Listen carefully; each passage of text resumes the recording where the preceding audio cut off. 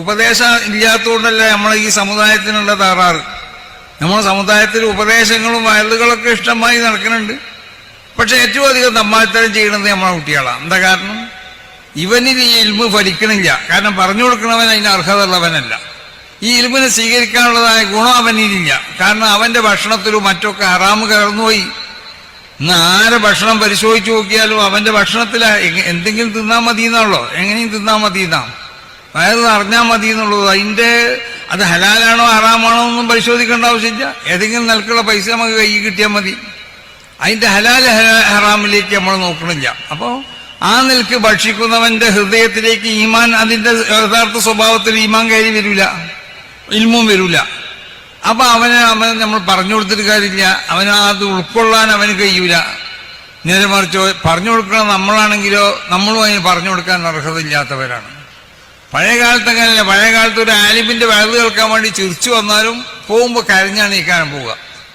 ഇന്ന് അങ്ങനെയല്ല. ഇന്ന് കരഞ്ഞു വന്നാലും ഉസ്താദിന്റെ വയറ് കേട്ടാൽ ചിരിച്ചു പോകും. ഞാൻ ഒരുത്തനോട് ചോദിച്ചു, വിജയിക്കാൻ നമ്മളോടുള്ള ചെറുക്ക ഭഗവാൻ എന്നും ഒരു വയറ് കേൾക്കാൻ പോകുന്നുണ്ട് ഒരാളെ.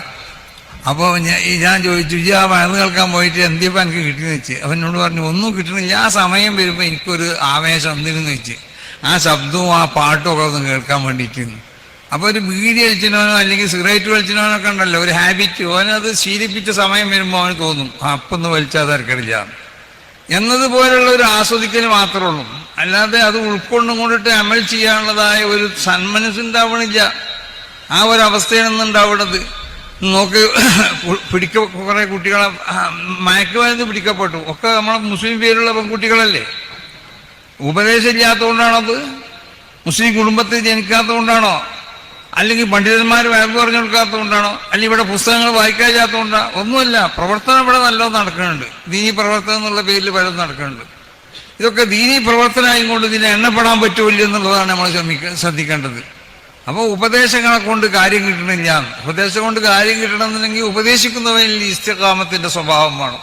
അൽ ഇസ്തിഖാമത്തു ദറജത്തുല്ല യുതീഖഹ ഇല്ലൽ അകാബിറുദ. അത് വലിയവർക്ക് ഉണ്ടാക്കി തീർക്കാൻ കഴിയുന്ന ഒരു സ്വഭാവമാണ്. അള്ളാഹുവിന്റെ മഹാന്മാരാവുന്ന അമ്പിയാക്കന്മാരിൽ കാണപ്പെടുന്ന സ്വഭാവമാണ് ഇസ്തിഖാമത്ത്. കാരണം അവന്റെ ഓരോ അവയവങ്ങളും അള്ളാഹുവിനിക്ക് വൈപ്പെടുന്ന ഒരു അവസ്ഥ ഉണ്ടാവുക. ഒരു തമ്മാടിത്തര ഒരു കൈ കൊണ്ട് ചെയ്യാൻ ഉദ്ദേശിച്ചാൽ അത് ഹറാമാവട്ടെ, കറാഹത്താവട്ടെ, ഖിലാഫുലൗലാവട്ടെ, എല്ലാം നെഹി ചെയ്യപ്പെട്ടത് തന്നെയാണ്. അത് ചെയ്യാൻ ഉദ്ദേശിച്ചാൽ അവന്റെ കൈ അതിന് വൈപ്പെടാതിരിക്കുക. അവന്റെ കണ്ണുകൊണ്ട് ചെയ്യാൻ ഉദ്ദേശിച്ചാൽ കണ്ണതിക്ക് വൈപ്പെടാതിരിക്കുക. ഈ നിലക്കുള്ള വിശുദ്ധി ഉണ്ടായിത്തീരണം. അത് പൂർണ്ണമായി ഉണ്ടാക്കി തീർക്കാൻ നമുക്ക് സാധാരണക്കാർക്ക് സാധ്യമല്ല. അതാണ് ഇസ്തഖീമു വലം തുതീഖു. ഇസ്തിഖാമത്ത് നിങ്ങൾ ഉണ്ടാക്കണം, പക്ഷെ വലം തുതീഖു നിങ്ങൾക്ക് അതിന് സാധ്യമല്ല. സാധ്യമല്ല എന്ന് പറഞ്ഞാൽ ഉണ്ടാക്കണ്ടെന്നല്ല, കഴിയണമായിരിക്കും ഉണ്ടാക്കണം. സാധ്യമല്ല പിന്നെ ഉണ്ടാക്കാൻ പറയോ? ഇസ്തഖീമു എന്ന് പറയാം, പിന്നെ വലം തുതീഖു എന്ന് പറയാം. അതിന്റെ അർത്ഥം എന്താ? കഴിയണമായി ഇസ്തിഖാമത്തിന് ഉണ്ടാക്കാൻ വേണ്ടി ശ്രമിക്കണം.